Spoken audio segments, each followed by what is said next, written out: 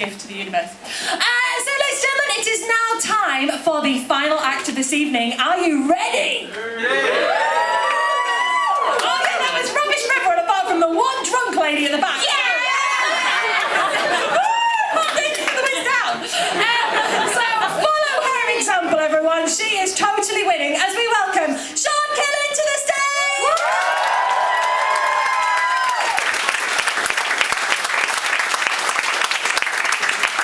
Who's ready to learn some more about biology? I said, who's ready to learn some more about biology? Well, that's too bad, because you're not going to learn fuck all from this point on. Sorry.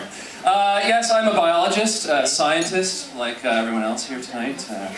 It's hard being a scientist. It's a tough life. I think a lot of people underestimate just how high pressure of a job it is. Academia is a real cutthroat world. See, someone over here knows what I'm talking about. You gotta earn respect. And in fact, just to get serious here for a moment, just to give some advice for anyone who's just, probably starting a PhD, probably a lot of people here are moving to a new department to start some research. It's really important that you forge an identity early on, carve a reputation. You do that by working hard, applying yourself, and just kicking the living shit out of someone on your very first day. Just go into the coffee room, take some scalding hot tea, chuck it in someone's face, and just fucking wail on them. Unprovoked, in front of a bunch of people, someone big, or someone imminent, like the head of your department maybe. You gotta send a message, or else you're just gonna be someone's bitch. I wish someone had told me that. What could go wrong, really? Yeah, it's tough being a scientist. The other thing that I notice is that you really overanalyze things. I think this is because you spend so much time at work trying to, work through problems, and you kind of take that home with you into your everyday life. And I know I do that. And it's gotten to the point where I can't even eat breakfast anymore without completely overanalyzing it and dissecting it and totally ruining it. I try to eat eggs and toast, and that's like a stressful ordeal for me at this point. Because I like to have, a fried egg and toast, and you like to dip some of the toast in the eggs. But you like to keep some of the toast for later, so you can put some jam on it for like a nice little dessert. But it's a fine balance that whole time. You have to keep track of the toast to egg ratio as you're going along. This is what I do. And as soon as my toast reserves start to drop between the critical toast threshold, I start to panic. I start to get heart palpitations.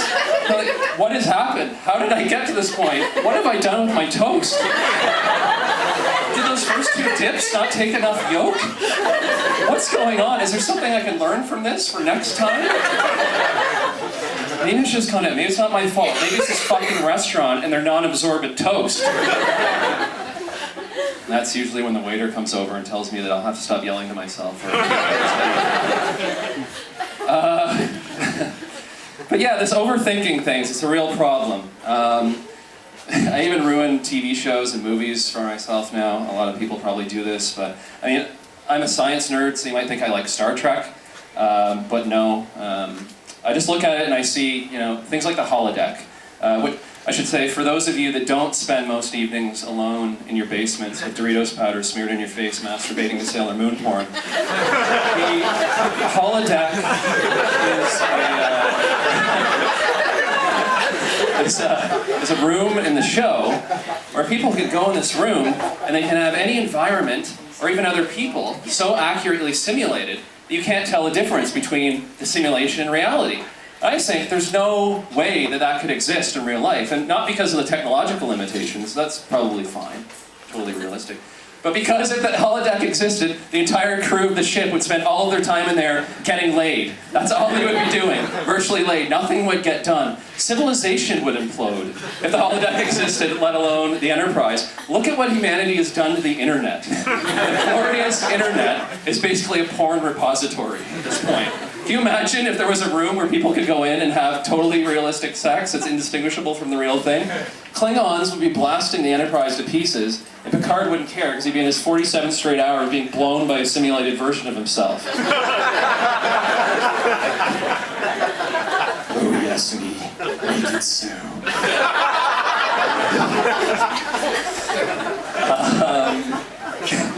Can you imagine Wesley Crusher, the kid on the show? A teenager with access to a holodeck? Can you imagine if you were at that stage? I mean, he would barricade himself in there. You wouldn't be able to remove him. He would basically ejaculate himself to death over the course of several weeks. They'd kick down the door eventually, and he'd be lying there in a pool of his own congealed semen. It's not that bad. But the thing about porn on the holodeck, if it's a thing, is that, you think you're having sex, but you're really just fucking in the air, I guess. Is that how it would work? Because there's nothing there, it's just a simulation. I like when they show the holodeck when it's off. It's just these nice clean walls in an empty room. Those things must be easy clean, because things just get coated in semen on a regular basis. Just drenched. You imagine Geordie LaForge, like nice sensitive Geordie on the show, nice guy. But he goes in there for a nice simulated date with his simulated girlfriend, and they have a nice simulated candlelight dinner, and it's all very romantic. And they make love, and he finishes off, and the program turns off, and it's really just him standing there with his pants around his ankles and a jizz stain on the wall. I mean, isn't there a drain in the center of the room? Does someone come in after and hose it down? And what about Worf, the Klingon? You imagine him in there? It must be just like a fire hose going off. It destroys the place. It takes weeks to clean up that. Rivers of Klingon semen. But yes, I'm a biologist. To go back to the biology theme. I'm actually a marine biologist. I study fish. People always kind of look a little bit disappointed when I tell them I'm a marine biologist, but that I study fish. I think a lot of people think that marine biologists all study whales and baby seals and all those sorts of things. I'm actually thinking of changing to whales, though. Not because I find them generally interesting, but I just want to see if a whale can get rabies. That'd be pretty fucking cool. Because rabies is a mammalian disease, but you never really see minke whales, going on like a crazy killing spree, killing a bunch of people on like a rapid rage.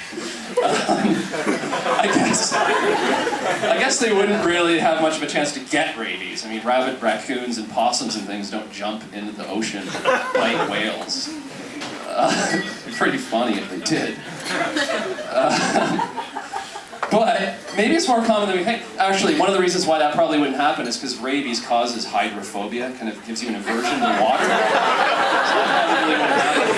But when you really think about that, it all makes sense. Maybe that's why whales are always jumping out of the water.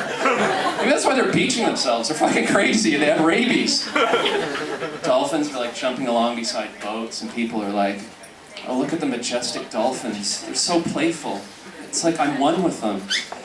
Dolphins are like, I'm gonna kill you, motherfucker! I have rabies! That's in the dolphin language. Toss is like,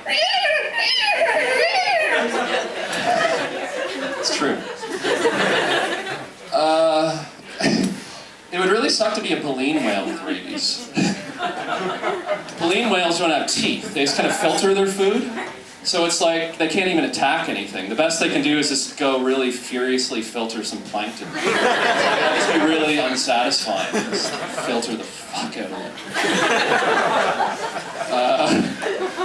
it. Yeah, so I study fish. One of the things I'm interested in is fish schooling behavior. So people have all seen this in like David Attenborough documentaries, these fish schooling, these incredibly coordinated behaviors. And one of the things we found in our research is in these huge schools, one of the things that happens is that certain fish prefer to be at the front and others prefer to be at the back. This is really interesting from an evolutionary perspective because it suggests that some might be leading the others and affecting their welfare, perhaps leading them into a dangerous area to get more food.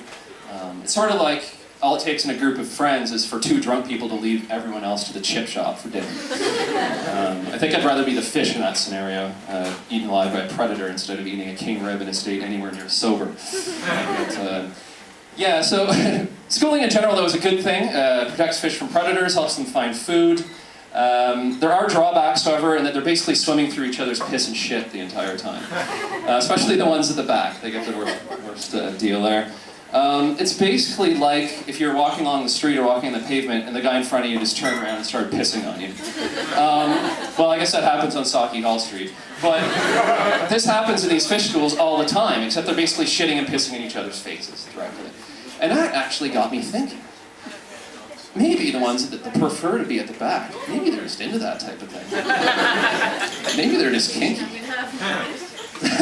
That's going to be my new hypothesis for when I go do some field work looking at this. I'm going to, the hypothesis be the fish in the back are just a bit more kinky, a bit more likely to have little leather fish outfits, little ball gags in their mouths. I guess they'd be kill gags. Would that be an interesting example of tool use? You're like, dear nature, please consider for publication the attached manuscript, which would demonstrate for the first time that fish in the wild are into some fucking kinky shit.